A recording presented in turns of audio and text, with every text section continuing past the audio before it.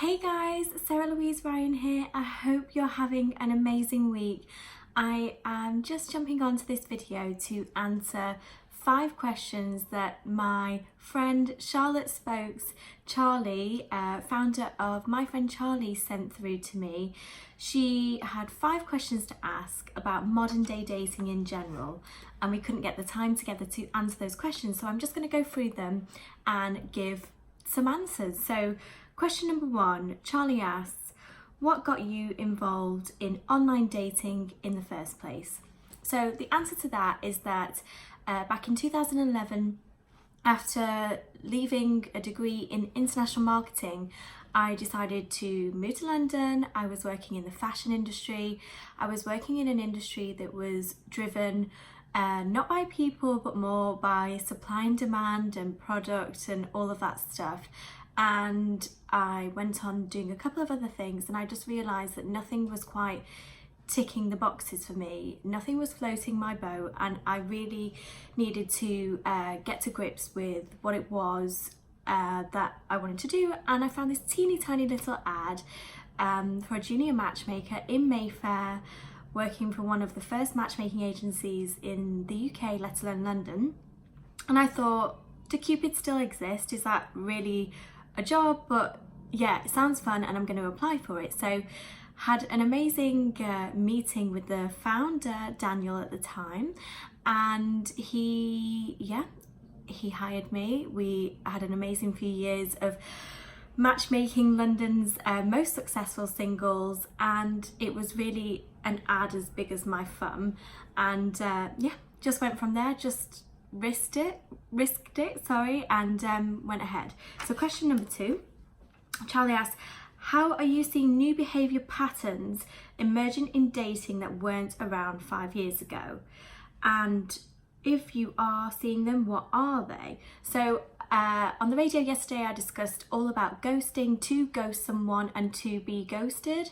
And I think ghosting and treating human beings as disposable rather than desirable is something that's happening quite a lot. There's this whole next please mentality where people are expecting perfection all in one person, or one person to be their whole, or their other half, I guess, that makes them whole. But I guess we're not meeting people in the same social, geographic, economic circumstances as we used to, and we're swiping consistently and constantly to find someone that we deem to be perfect. And we're quite picky these days, and not in any way am I saying lower expectations, but I am suggesting that we don't really see the human being behind the swipe, and there's a lot of disposable human behaviours happening, which is unfortunate, and I'm doing my best to kind of eradicate that from online dating and I guess get people offline. So number 3, how can dating coaching help people find love? Well, date coaching is more about introspection, figuring out what your values are, knowing what you're looking for, and identifying any patterns that aren't serving you, any triggers that are holding you back from finding the love that you so deserve, and really answering the questions as to why you A, are single if you don't want to be, and B, if you're that person that feels like they're constantly dating the wrong kinds of people and attracting the wrong kinds of people to kind of raise the positive vibes and to put you in a pool of people in circumstances and a mindset that you want to be in order to find the right match. So date coaching is really like getting to grips with all the good stuff and getting rid of all the stuff that's holding you back. So number 4, what questions do you get asked most by clients and also those at offline dating events? So a lot of the questions that I get asked are around, what am I doing wrong? Why isn't online dating serving me? And I guess that's one element. So if people are consistently and constantly online dating, as I said before, and constantly swiping and investing time, energy, and sometimes money in doing it, and they're wondering why they're not meeting the right person, often it can be about how they present themselves online, what they're saying about themselves, the stories that they're telling themselves about themselves.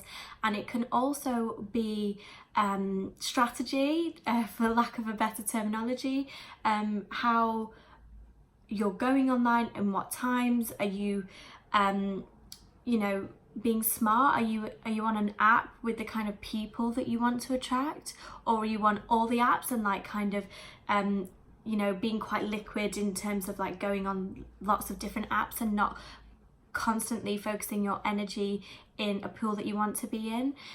It's all about timing. It's all about ensuring that you're putting the right message out there to sieve out those who aren't suitable and attract those who are.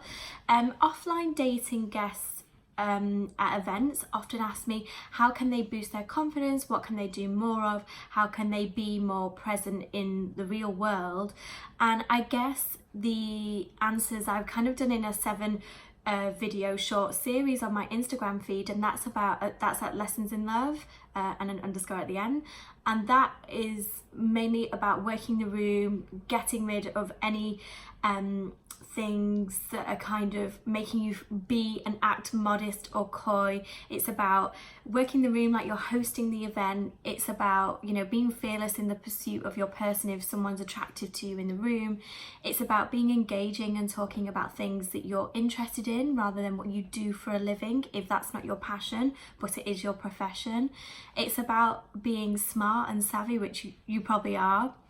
I can only assume that you are. And, you know, taking those things that you know about, you know, work and climbing the career ladder and being really savvy and adapting them to, I guess, your dating life. You know, people are constantly multi-dating today and looking at lots of different options, putting their eggs in loads of different baskets. And so there's really no room to be shy and put yourself out there. And if you're not confident, I said in one of my videos, you really need to fake it until you become it. And if you're not happy in life in general, then you really need to find a way to raise your vibes and do the things that make you passionate and happy and feel more positive, because happiness is the most attractive trait to any human being out there, man or woman, it doesn't really matter. So those are the kind of things that I get asked. And number 5, is there a stigma surrounding dating events? And if so, how can that be changed? There is a stigma surrounding dating events offline, and that is because dating events used to just be speed dating, or it used to just be like go to a club or a bar and stand around and hope that, you know, have a drink and hope that someone comes to chat to you. But actually there are so many different kinds of events out there now. There's loads of different things that you can do, from like pizza making to dining in the dark to axe throwing to retreats to, I don't know, Jenga, yoga, couples yoga, like, well, obviously hoping to find your couple. There's so many different things that you can do out there that you should perhaps start thinking out of the box, and you should look out to see what's going on in the world of offline dating. Because online you kind of sit in your pajamas drinking your cup of tea on a Sunday evening, swiping and getting that hit of serotonin just to feel good about yourself. But if you're not actually going out on real dates and seeing what's out there in the world, you're not learning about what you want, you're not learning about yourself and what would be right for you in a relationship. And importantly, you're not figuring out what you don't want, because all these pseudo relationships are created online. And how can you possibly really understand someone's demeanor, how you feel when you're around them, how they treat you and how you want to be treated and how you treat them, and as a relationship or as a third entity other than you and the other person? Is it something that's, you know, there to be nurtured? You can't figure that out online, and so many people spend so much time there. That getting offline helps you, you know, fail faster, learn quicker, and get into a relationship, in my opinion, in my experience. So there is a stigma around offline dating events, and I guess online dating in general.